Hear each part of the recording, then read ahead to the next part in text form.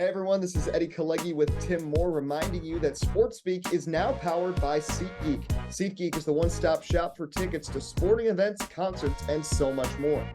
Use the promo code SportsSpeak at checkout for $20 off your first purchase. SeatGeek, let there be live. Now, on to the show. How's it going, everybody? Welcome back to another edition of SportsSpeak Live, episode 172. I'm Eddie Kalegi.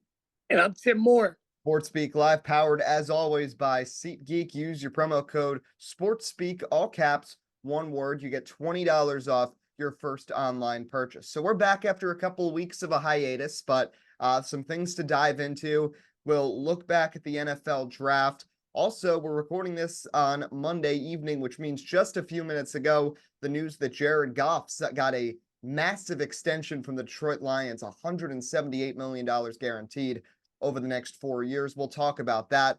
But, of course, it's postseason time. NBA, NHL, both really entertaining. I've gotten into the hockey playoffs. I want to touch on that for a second at first. We don't talk that much hockey, but the NHL playoffs are really the cream of the crop when it comes to any sort of postseason situation, especially since there's no shootout. So if it's a tie game, it's overtime as long as it goes. I was at a bar last week watching the Rangers-Canes game that just kept going and going and going deep into the second overtime. And it's been an entertaining postseason so far. The Florida Panthers and Boston Bruins have all kinds of beef now because Marchand got hurt for Boston.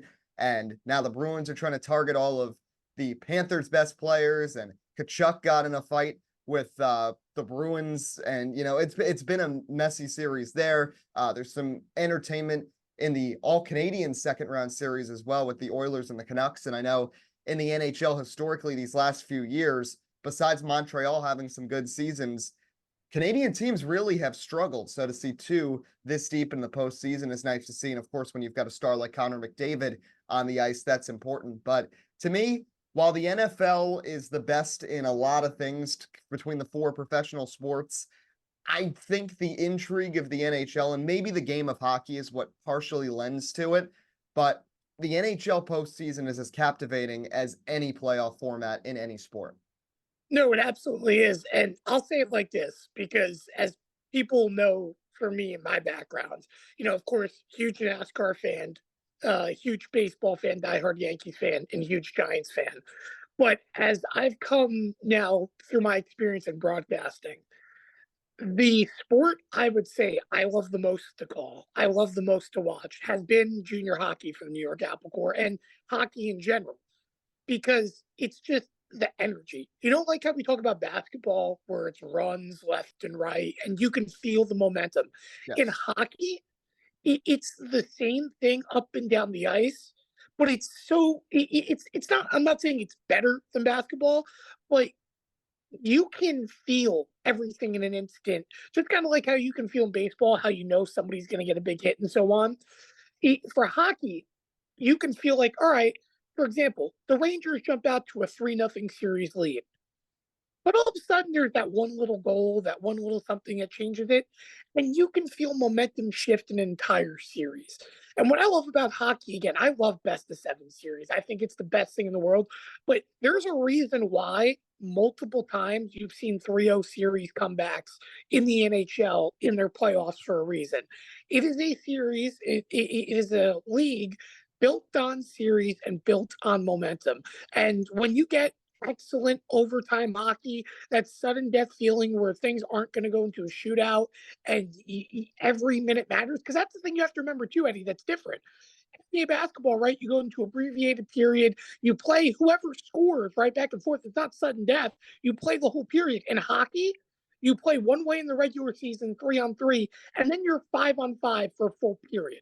You can play as long as physically possible until somebody scores a goal, just like OT in football, right? So when I think about it like this, hockey is captivating. It just really is. And I will say this too. It's not just the energy of the sport, but I think it goes very underrated because it doesn't have as much, I don't want to say promotional, but it's like it goes very under the radar in terms of America, in terms of big three of sports. And, that stinks to see. But I'll tell you this, when you have big market teams doing good, you mentioned in terms of Canada, the Canada matchup, there has not been a Stanley Cup championship there in a very, very long time, dating back to even before I was born. So when you think about it like that, it's very rare to see a championship. Here in New York, I'm going to be honest with you. The Rangers have a real chance. I don't know how I feel about James Dolan winning a championship when it's all said and done, because I'm not a big James Dolan fan. But when you look at it, I've never seen more people wearing Rangers, Rangers jerseys, Rangers, stuff around the state of New York until really this past month. And I'm not saying everybody's bandwagon fans, but it's more the point of hockey, just like football, your cities embrace. And I will say the same thing about the NBA, but the cities embrace involved because they want to see their team win a championship. And when you have good play leading to those championship moments, not that the NBA doesn't have it, but hockey's had a lot more of it because every shot, everything matters.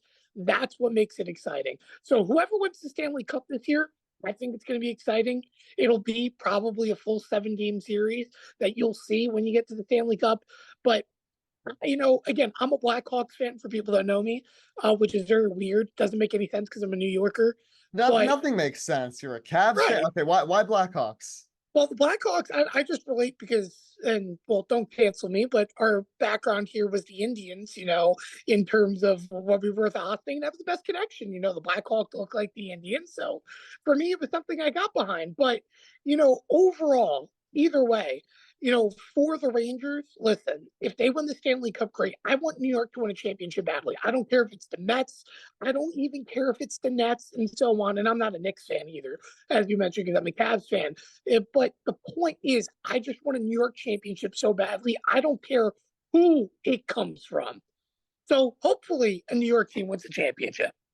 Yeah, we shall see. The Rangers certainly have a chance to do it. Rangers have not won a championship since 1994, that team with Mark Messier and such.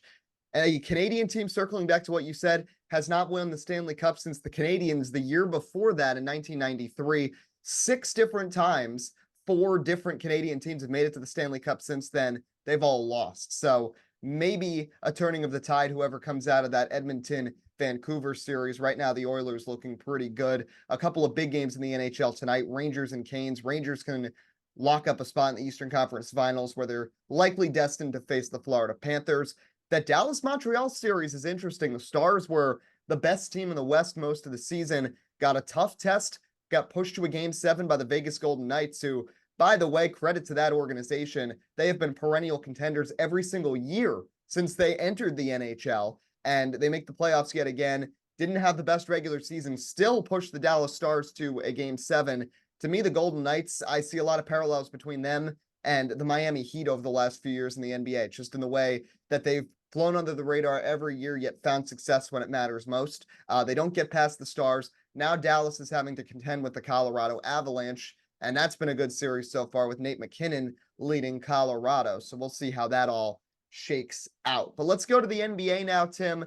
You mentioned the Rangers, another team from New York trying to make a push for a championship are those New York Knicks, but back-to-back losses in Indiana, and for the first time this entire postseason, the Knicks looked bad in Game 4. Fell behind by 30 in the first half, were down by more than 40 at one point, and they are shorthanded.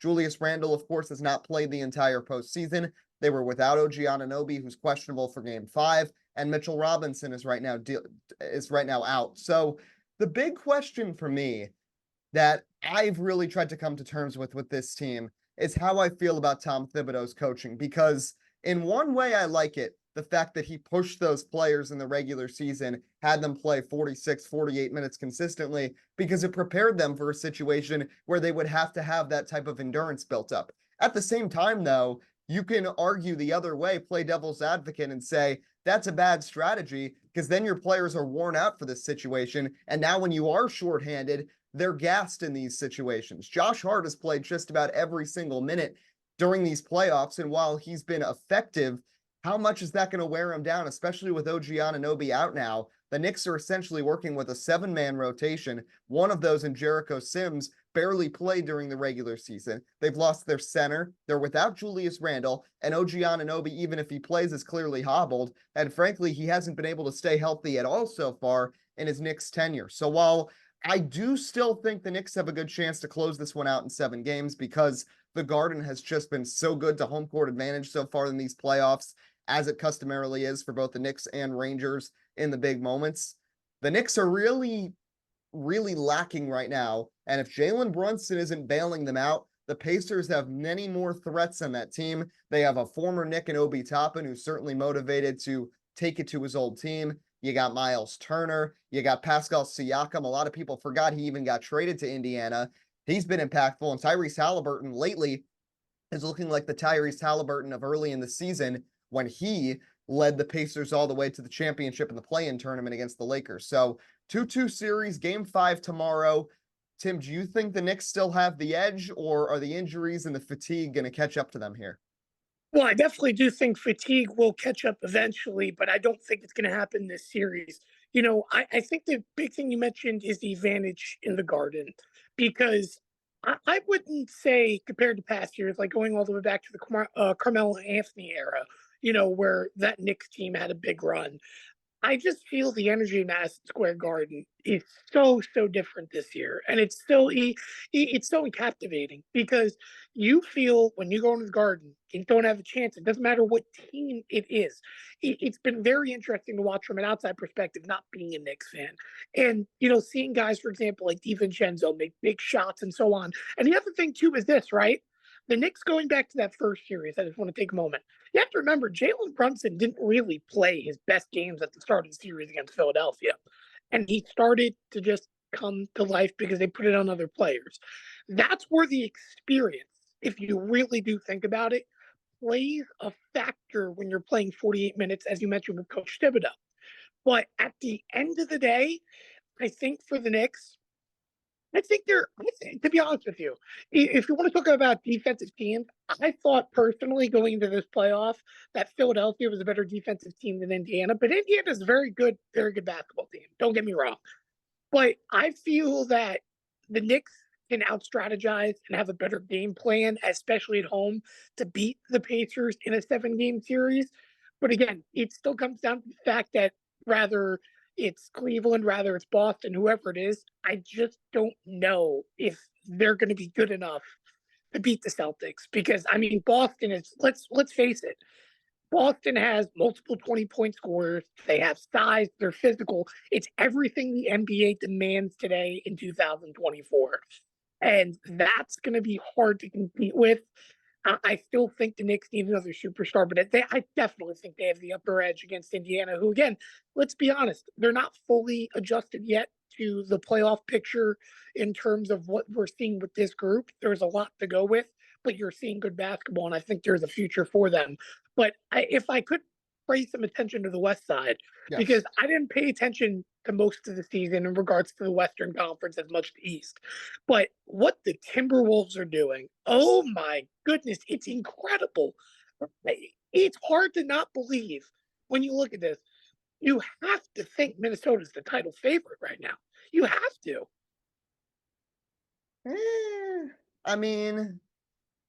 Denver put up a good fight these last couple of games, but yeah, but I don't know.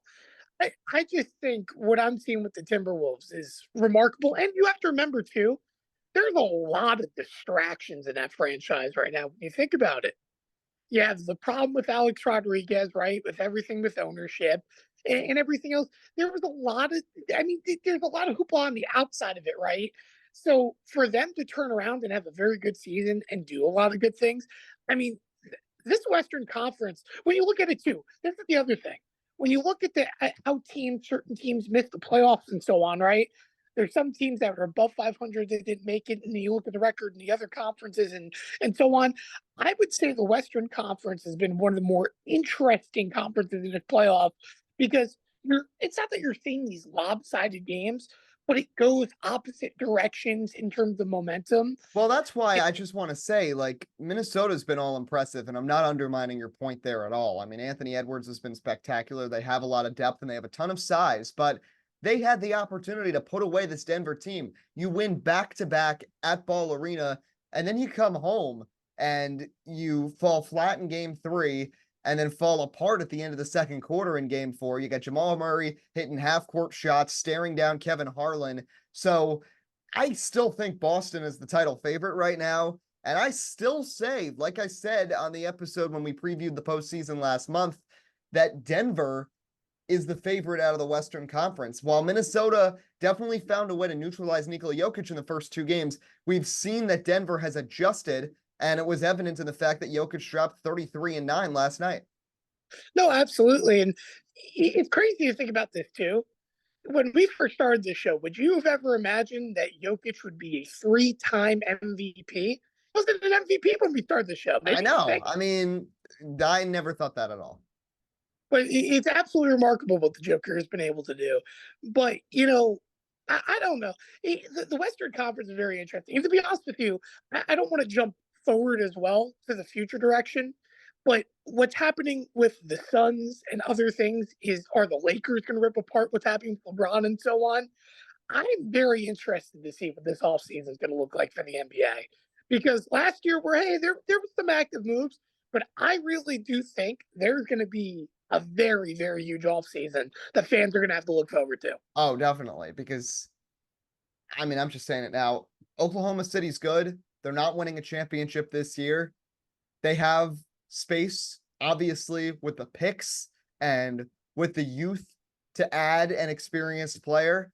I still would not be shocked if we go full circle here and Kevin Durant requests a trade and ends up in Oklahoma City. The Thunder trade picks. They still keep a lot of assets. And Kevin Durant suddenly complements a Thunder lineup that has Shai Gilgeous-Alexander, has its big man in Chet Holmgren, but really doesn't have that impact wing spot as a scorer besides SGA. And they could certainly get that from him. I wouldn't be shocked about that. And the report today, too, that Bronny James is officially staying in the NBA draft. He will not be going to college, which means some team is going to draft him. And if that team is not the Los Angeles Lakers, how much pressure does LeBron James suddenly put on the Lakers front office to get himself over to that team so he can play with his son? So I think those are just 2 of what could be a ripple effect of this offseason. It's clear that the relationship is suddenly fragmented with Jimmy Butler and the Miami Heat, so that could be another big-time player potentially on the move. So, and the fact, too, that right now you have 8 teams in these playoffs that all feel like they can win a championship this year, and if they don't, they're only a piece away from doing so. They're all probably going to be active in this offseason if they don't win that championship. So I think, like you're saying, I think this is going to be a very tenuous offseason for basketball fans to get really excited about, even though the draft class kind of sucks this year. Yeah, and one last thing I'll say about it in terms of the Final 8, as much as I hate to say it, I still feel the weakest of the teams is my Cavaliers, just because I'm sorry, when going back to the first series, when Donovan Mitchell scores every single point in the fourth quarter and nobody else can produce, I said it, was it last episode or maybe the episode before, but I really do feel it's about the Cavs, is the fact of the matter of that it's, for Donovan, it's the same situation all over again as Utah, just with a better core of players, in my opinion. The Cavs, you got to, again, I'm not saying I would love if the Cavs found a way to bring LeBron back for a third time. Oh my goodness, they're title favorites. It's not going to happen. But at the end of the day, the Cavs need a number 2. Donovan can't be your only 20 plus point a game scorer and find ways to be productive. You need somebody to complement that.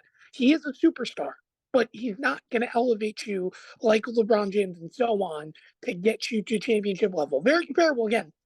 Everybody's compared him in his career to it, but it really is true. He's very comparable to D Wade, just in terms of his approach and style of basketball. But if the Cavs are serious in what they've built over the last 2-3 years, they'll do that. And I also will say this: 3-4 years ago, we laughed at the Knicks, right? They were a laughing point destination, especially when you had the whole Kevin Durant thing and everybody going to Brooklyn. But you would have to think, with how the Knicks have changed the direction since bringing in Coach Thibodeau, you've got to believe that the Knicks not just you're going to get a superstar, but they truly are a landing point destination for a big market player that desires bringing a championship if they don't do it this year. Yeah, I agree 100%. I think the Knicks have proven, despite the fact that that team, for whatever reason, besides Carmelo Anthony, no star has wanted to go there. I think this year is proving in that system that a star can thrive. And I don't know anybody who wouldn't want to play alongside Jalen Brunson and with that group. I know a lot of people don't like Tom Thibodeau's coaching, but I mean, he gets the job done wherever he is. So I would definitely keep my eye out for that as well. But postseason still a ways to go. But the one thing I do want to mention with Cleveland too, that I forgot which announcer said it. I think Hubie Brown referenced it on a broadcast that Evan Mobley has kind of tapered off. And I agree here. What my concern is with the current Cavs roster, when you look around the league, is that they're big pieces that they drafted that became all-star caliber players have kind of just stopped that ascension, and it feels like they've almost peaked. It's not like they're falling back, but they're just not getting better. When you look around the league, especially some of these championship contenders this year, at Anthony Edwards, at Tyrese Halliburton, Shai Gilgeous-Alexander, you have this talent that's gone from good to great to stars. And we saw with Evan Mobley, for example, he was a good pick coming out of college, top 5 pick, had a great year, but now just doesn't seem like he's really taking any more positive strides. So I don't know if that's a player development problem in Cleveland, because I feel like I've seen it with Darius Garland as well.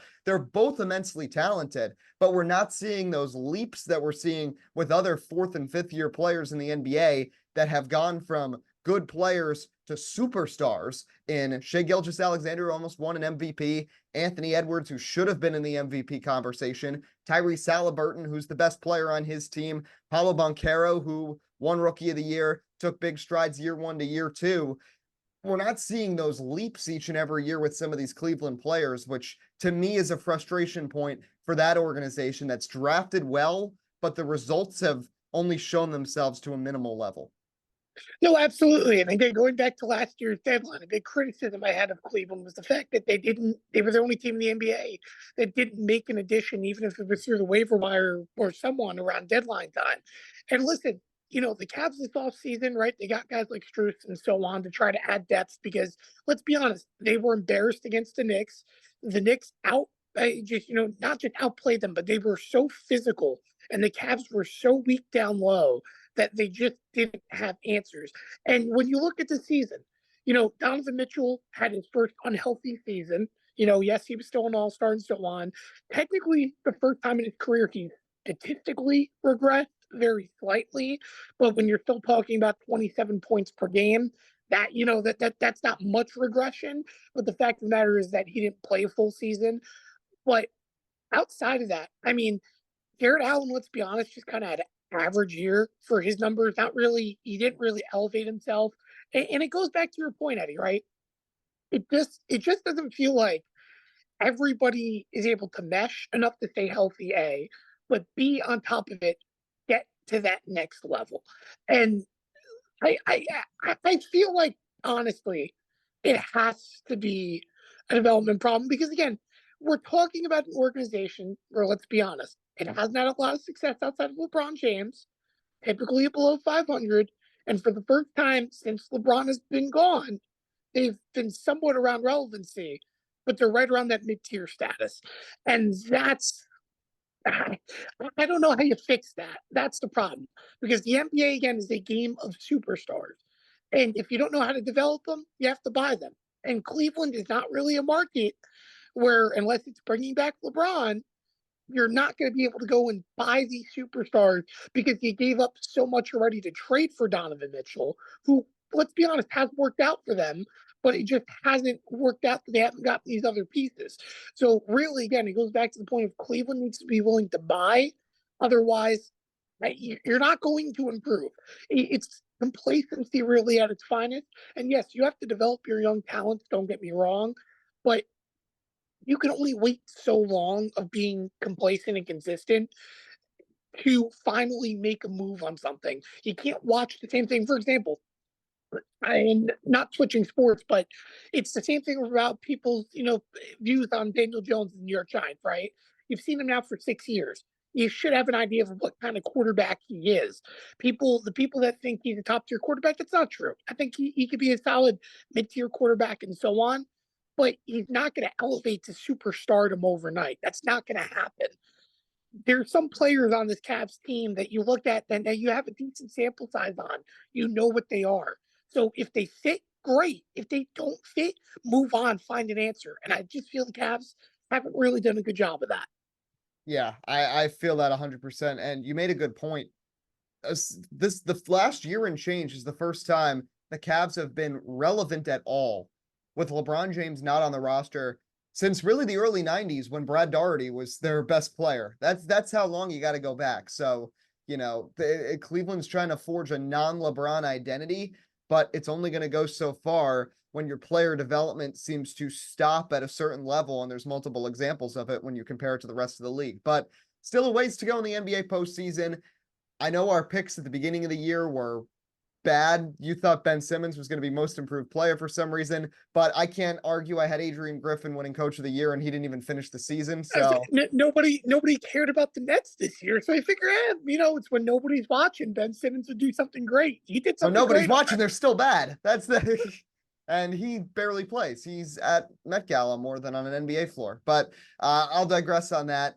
I'm still sticking with my picks from the beginning of the playoffs where it was going to come down to the Boston, the Knicks, Denver, and Dallas. Right now, all those teams are still in it. So happy with that. We'll see how it goes. Let's transition to the NFL, though. We had our NFL draft special a couple of weeks ago.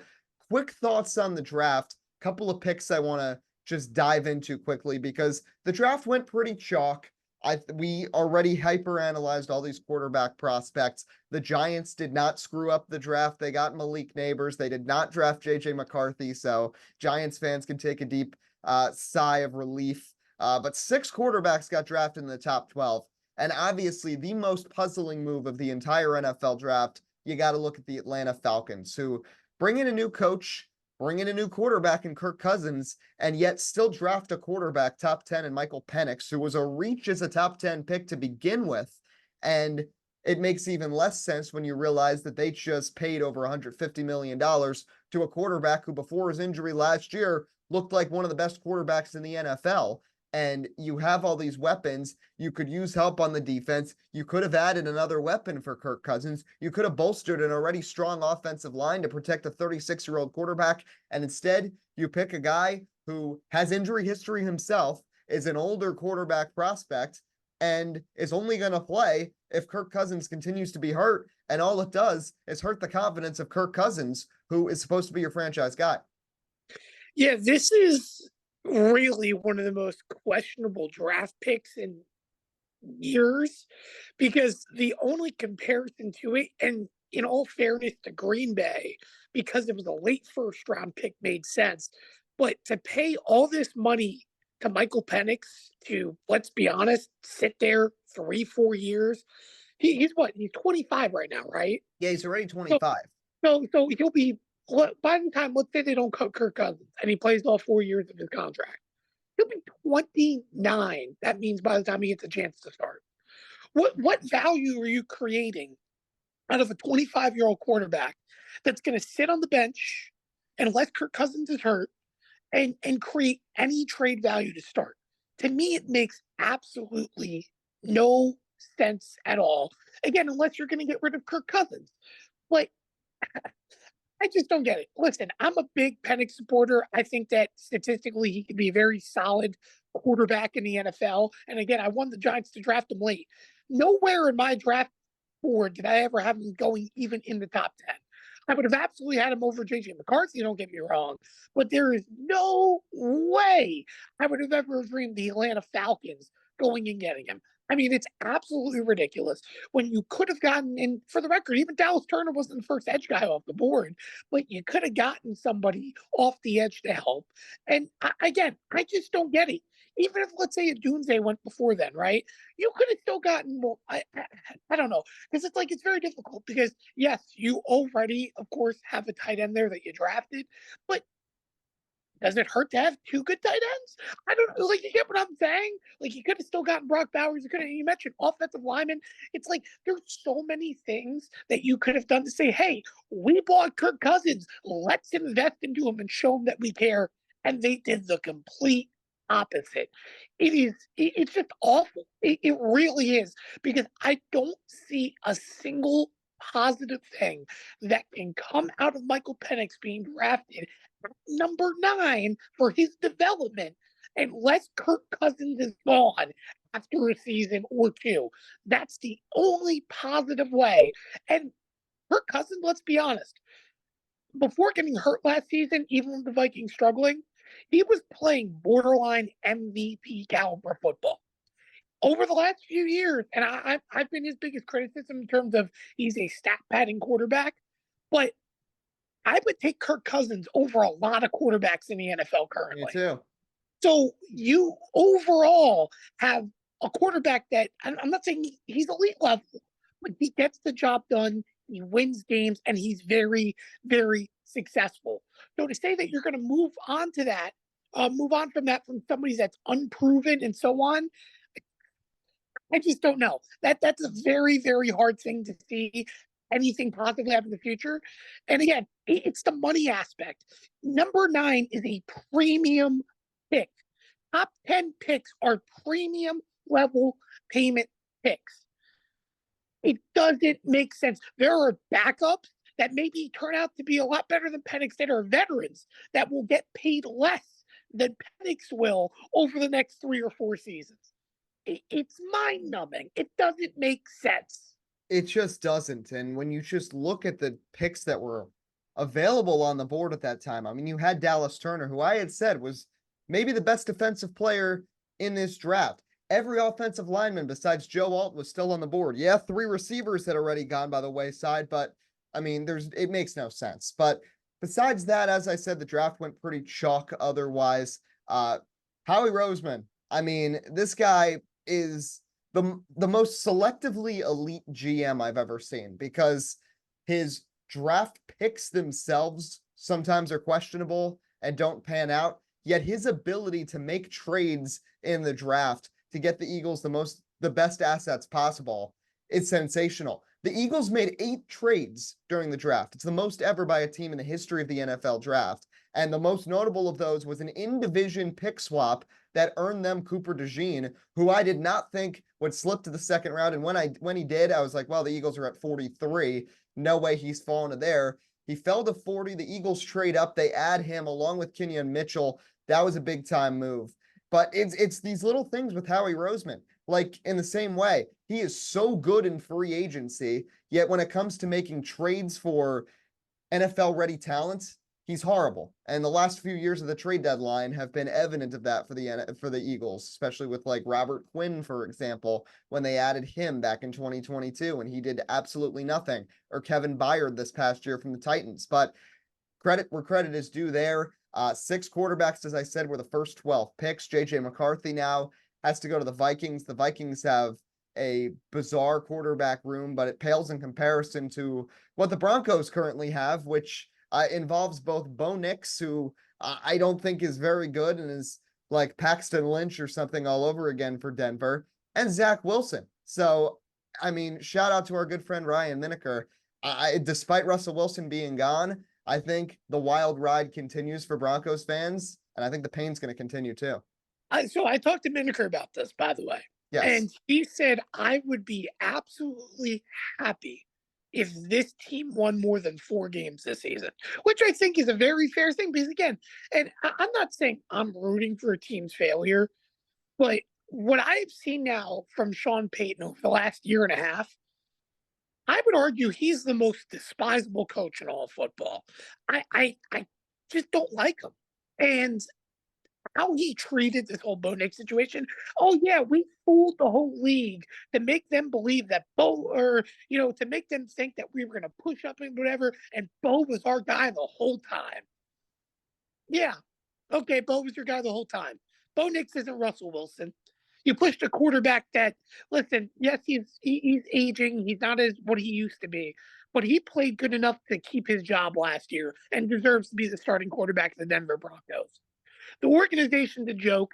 The receivers do not play up to their levels of expectations based off one season they had years ago. And they don't have the caliber offensive line to protect their team. They don't really have big guys. Their defense was at one time, the best in the league multiple times.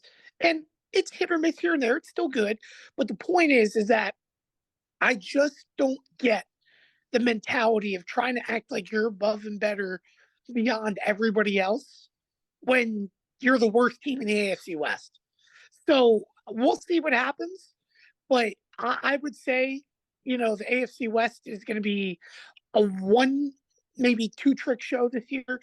I'm still very eager to see about the Raiders because I feel that the Raiders are very hit or miss in regards to their direction because I feel like they have the positive sense of coaching, but then you have the Devontae Adams distraction and so on. And of course, the Chiefs are the Chiefs. And listen, I think anytime you add an R ball to an organization, whichever one it is, you're going to be a winning team. So I think the Chargers have a very interesting direction moving forward, even without wide receivers. But I just don't know. It's going to be very interesting to see this season. But I think the Denver Broncos, I'm not saying they're the worst team in the NFL, but I'm definitely rooting for their failure because I think they are one of the worst. And they need a change at head coach, and they need a change organizationally if they ever want to get back to any relevancy in the NFL. Yeah, and they're like literally the only team in the AFC, I think, this year without any sort of upside. The only other one I'd argue maybe in that position is the Tennessee Titans because of their quarterback situation and because Derrick Henry's gone. But every other team has something to be excited about. They've either been good for the last few years or there was a reason they were bad, and now they have a chance to right the ship. The Jets were bad last year because Aaron Rodgers got hurt 4 snaps into the game. He's going to be back this season. The Steelers, one of the reasons why they couldn't do anything on offense last year, well, the 2 reasons were Matt Canada and bad quarterback play. Matt Canada's gone, and you do add Russell Wilson, who did have a slightly resurgent season in 2023. We'll see what he can do in a new system. Well, and don't Arthur forget, too, Smith. you have you potentially have Justin Fields as well. Yes, you have, Oh, who might be returning kicks, by the way. Did you see that? okay, that I did not see. That is very interesting. Listen, that may be a conducive move for them. I mean, again, I don't like what the Jets did with Tim Tebow. Of course, Tebow wasn't exactly an excellent quarterback. But the point is, if there's options there to make use out of somebody, for example, just like Taysom Hill, I think you go for it. He's fast. He is fast. That's where I give him credit. I just didn't feel he was a top tier level quarterback like everybody hyped him to be. Yeah, well, let's finish with this. Someone who is, I'd say right now, a top tier level quarterback in the NFL that plays quarterback, no other position, is Jared Goff. And the Lions have settled that he is indeed their guy. 4-year extension, could be paid as much as $212 million, $178 million guaranteed. It's lofty. It's a lot of money, but Jared Goff has proven in his career to be one of the most underrated winners in the NFL. Everybody always forgets he did orchestrate a Rams offense to the Super Bowl. Now, they did get helped by that call in that game against the Saints, but he did help that team reach the Super Bowl, goes to the Lions, and has fit perfectly with the Dan Campbell system, has a lot of weapons now. They just extended Amon-Ra St. Brown. He's got offensive linemen. The defense got helped by the draft. I think right now the Lions made the proper move because Jared Goff, another great year, all of a sudden, he's going to demand a lot of attention. They needed to extend him. They didn't want him to hit free agency. And to keep him there, while it is a lot of money, it's the right decision. And in an NFC that does not have a lot of talent at the quarterback position, Jared Goff is one of those few standouts that is really, really good. Yeah, what's the final total? I think is 211, and you said 175 Yes. guaranteed. Yes. And listen, overall, I'll put it like this for Jared Goff. A lot of people were a little, iffy about the trade with Stafford to put himself in Detroit, but he has embraced Dan Campbell's mentality. He has embraced everything about Detroit. And Jared Goff, despite the fact that people thought his career was practically over after leaving LA, he overall has proven to be a very solid, at worst, mid-tier quarterback and can play competitive football when it matters.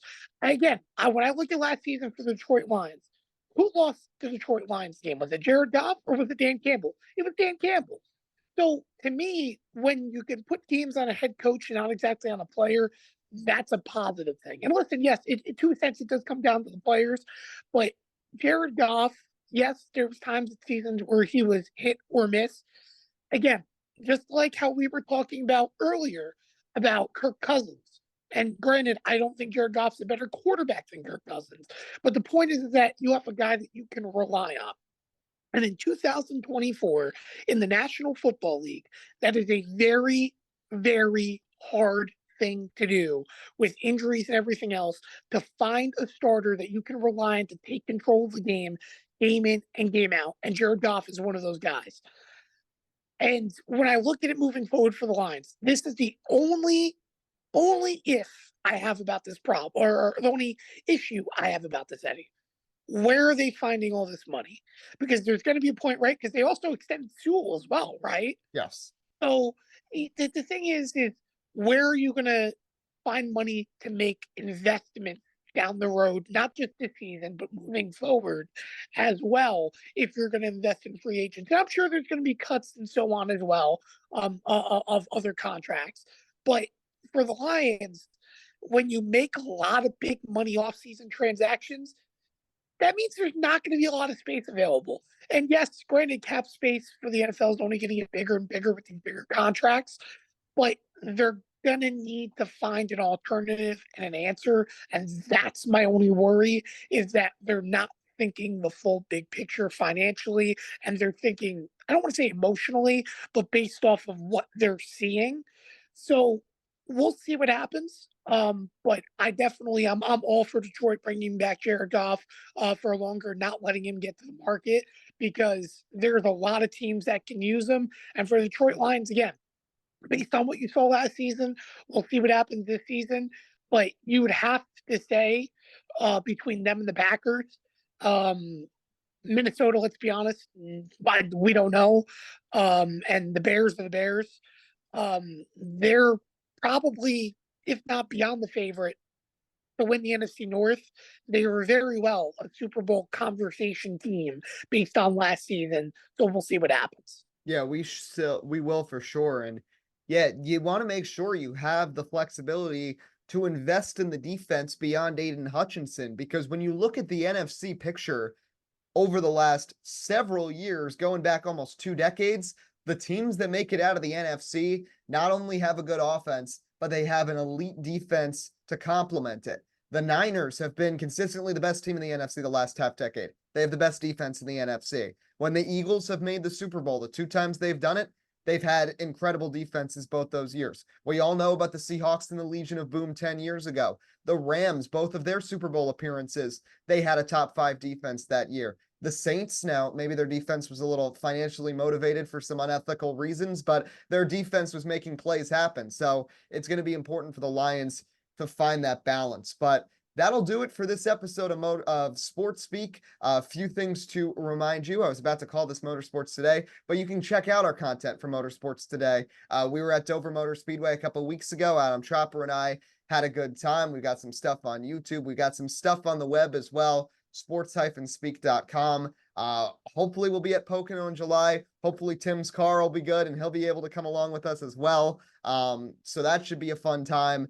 Next week, we're going to talk some baseball and basketball, and then stay tuned. We are bringing back our trivia show. It was a big hit back in December. This time, I'm going to go in the competitor seat. Tim is going to be the host. I am kind of scared about what kind of questions he is preparing, so I'm curious to see how that'll work out. It's going to be very interesting. I'm going to have a wide variety. And well, you kind of built your episode based on, familiarity, at least based on the groups.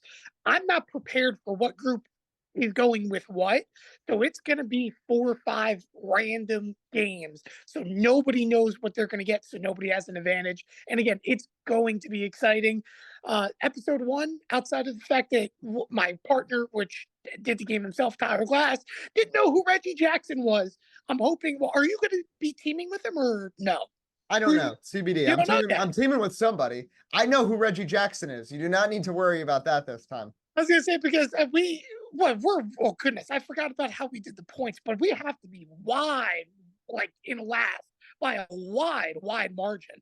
Yeah, it was bad. I mean, he was down like 50-10 against Alec and Tropper doesn't know anything about sports. So that's bad. So we'll see what happens this time around, but stay tuned for that sometime next week, and stay tuned for a baseball and basketball episode next week as well. You can follow along for updates and clips on Twitter at SportsSpeak Live. But that's it for this edition of Sports Speak. I'm Eddie Kalegi.